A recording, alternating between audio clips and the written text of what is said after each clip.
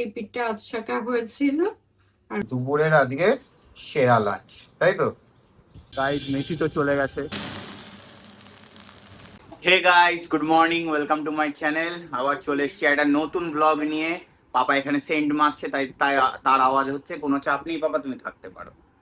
আর যেটা বলছিলাম যে আজকে সকালবেলা কারেন্ট অফ হয়ে গেছিল, খুবই 1 ঘন্টা খুবই বাজে অবস্থা হয়ে গেছিল। তারপরে আবার চলে এসছে এবার, ব্যাস। হ্যাঁ, 8:30টায় গেছে, 9:30টায় গেছে, এসছে, গেছে বলছি, এসছে। তো এই হলো অবস্থা আজকে সকাল থেকে। আর আমাদের তো মেন ব্যাপার হলো গিয়ে কালকে বহুত ধকল গেছে, তো এই আজকে একদম ছিমছাম রান্না। আর আপনারা ভাববেন যে এই ছেলের ডেলি ব্লগে রান্নাই থাকে কেন?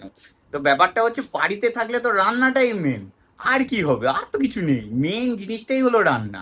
তো রান্না দেখানো, মানে মা এক্সপেরিমেন্ট করে ওটা আপনাদের দেখানো, আপনারাও ট্রাই করতে পারবেন, আমাদেরও ভালো লাগে। আর বাঙালি আজকে ট্রাই করার মতন আমার এনার্জি, হ্যাঁ, আজকে ট্রাই করার মতন এনার্জি নেই, তো আজকে দেখি কি করে মা। আজকের ব্রেকফাস্ট সেই আমার প্রিয় fried noodles. One eternity later.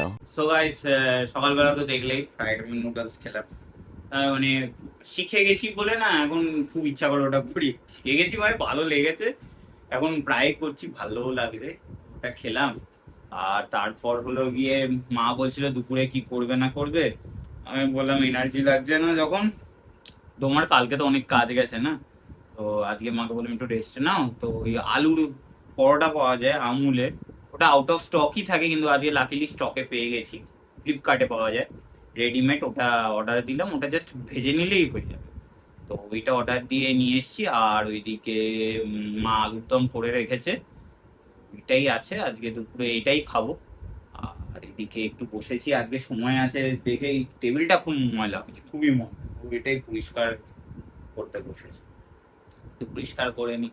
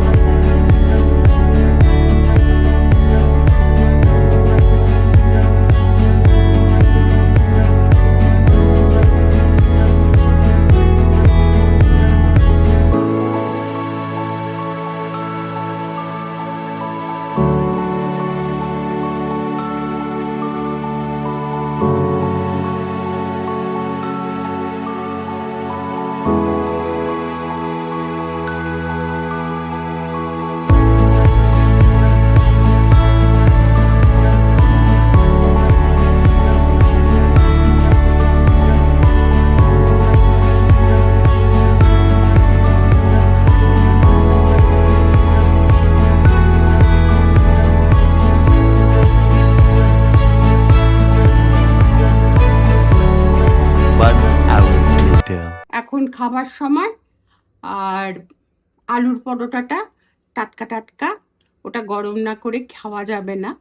ওটা যেটা এসছে ওই আমুলের আলুর পরোটা, ওটাকে আবার এপিট ওপিট করে ভালো করে করে নিয়ে তারপর ওটা খেতে হবে। আলুর দমটা আমার করা ছিল না, সকালে করে রেখেছিলাম, ওটা আমি একবারে প্রেসার কুকারে করে ফেলেছি।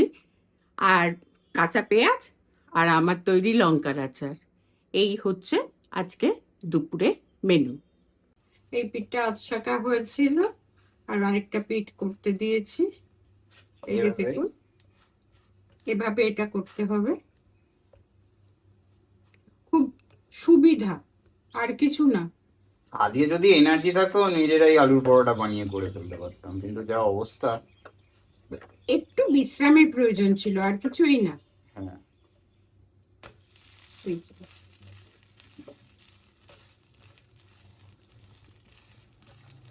এইভাবে আরগুলোও করে নেবে। হ্যাঁ, ঠিক আছে। A few minutes later. দুপুরের আজকে সেরা লাঞ্চ, তাই তো?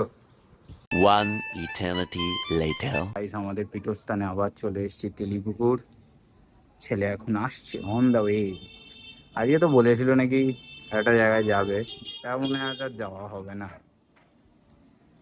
আর কি করা যাবে, দেরি হয়ে গেছে, আজকে ওর পড়াও ছিল, তারপর আমি ঘুমিয়েও পড়েছিলাম, দেখা যাক। A few minutes later. Guys আমরা এখন দেখতে যাচ্ছি, শুনেছি নাকি লেক টাউন থেকে মেসি বিশ্বকাপে খেলতে গেছে এই দমদম এয়ারপোর্ট দিয়ে। এই লেক টাউনে যাচ্ছি, যে আদৌ সত্যিকারের গেছে কিনা এখান থেকেই। গেছে গেছে গেছে? শতদূর বাড়িতে আছে এখন। আচ্ছা আচ্ছা শতদূর বাড়িতে। আচ্ছা আচ্ছা, আমরা সত্যি দত্তর বাড়ি আছে। হ্যাঁ মানে ওই বাড়িতেই তো আছে। আচ্ছা আচ্ছা ঠিক আছে, আমরা ওখানেই যাচ্ছি এখন হেঁটে হেঁটে। আমাদের বহুত দম, কেন গরমের মধ্যে হাঁটলে নাকি খুব ভালো হয়, গরমে গরম কমে, তাই তো?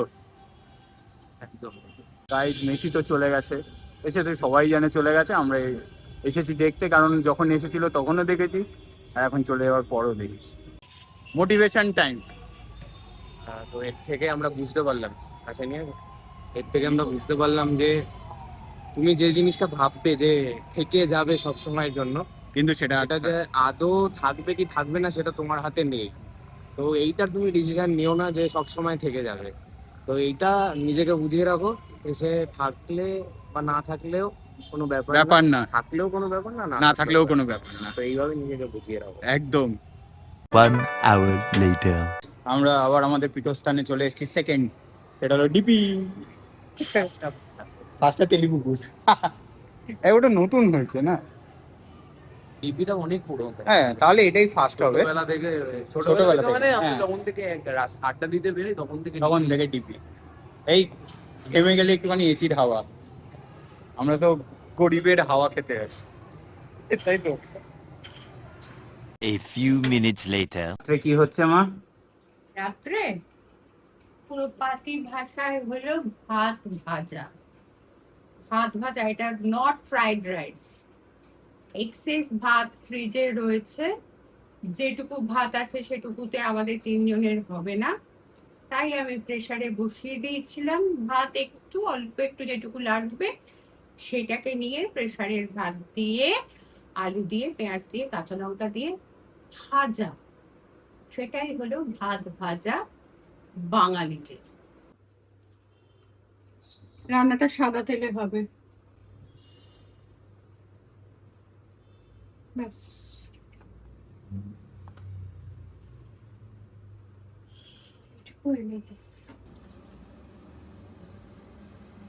এবার পেঁয়াজ আর কাঁচা লঙ্কাটা দিয়ে দিচ্ছি।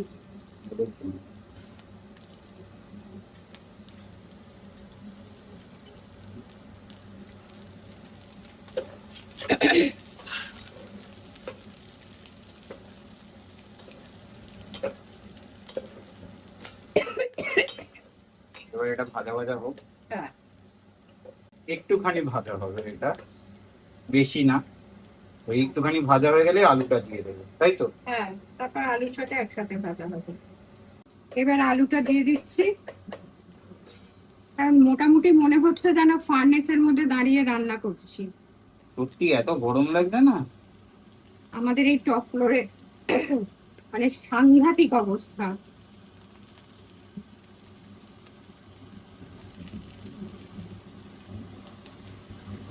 মনে হয় 1 ড্রাম ভাত করে জল ঢেলে রেখে দেই ফ্রিজের মধ্যে, বার করবো আর খাবো। আমার একটা বন্ধু খায়, বার করবো আর খাবো। এছাড়া কোনো উপায় নেই, যা গরম পড়েছে।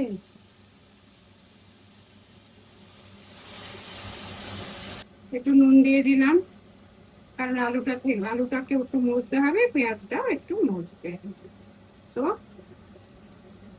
লাইট নুন। পরে আবার ভাতের সঙ্গে নুন যাবে। এখন মা এটা করতে থাকুক, হ্যাঁ, আবার পরে দেখা হচ্ছে। পরে দেখা হচ্ছে মানে কিছুক্ষণ পরে। কিছুক্ষণ পরে। A few minutes later. এই যে পুরো আলু পেঁয়াজ কিশমিশ কাজু সব দিয়ে পুরো তৈরি হচ্ছে বেঙ্গলি, বাঙালি ভাত ভাজা, বেঙ্গলি বলবো না, তাহলে বেঙ্গলি ফ্রাইড রাইস বলতে হয়। বাঙালি ভাত ভাজা, এটা শীতকালে কিন্তু আরো উপাদেয় লাগে। তখন ফ্রিজের ভাত মেশাতে হয় না, তখন বাইরেই ভাত রাখলে করকরে হয়ে যায় খাই। ভালো লাগে খেতে, এটাই ডিম দিলেও হেপি লাগে, কিন্তু ডিম দেওয়া ডিম দেওয়া হবে না আমার জন্য। ডিম দিলে ডিমের মানে ওই চাউমিনে যেরকম হয় ওরকম করে দিলে পরে দারুণ খেতে লাগে। আর একটা হলো গোটা গোটা ডিম সেদ্ধ করে কেটে কেটে যদি দেওয়া হয়, অত পরিশ্রম এই গরমে চলবে না ভাই।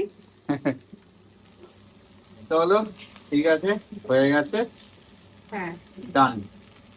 সো গাইস, ডিনার হেভি হলো, মানে ভাত ভাজা তো আমার দারুণ লাগেই, সঙ্গে ওই দই পনির ছিল, দারুণ খেলাম। সো আজকের ভিডিওটা এই অবধি, ভালো লাগলে লাইক করবেন, চ্যানেলে নতুন হলে সাবস্ক্রাইব করবেন। দেখা হচ্ছে পরের ব্লগে। Thanks for watching, bye bye.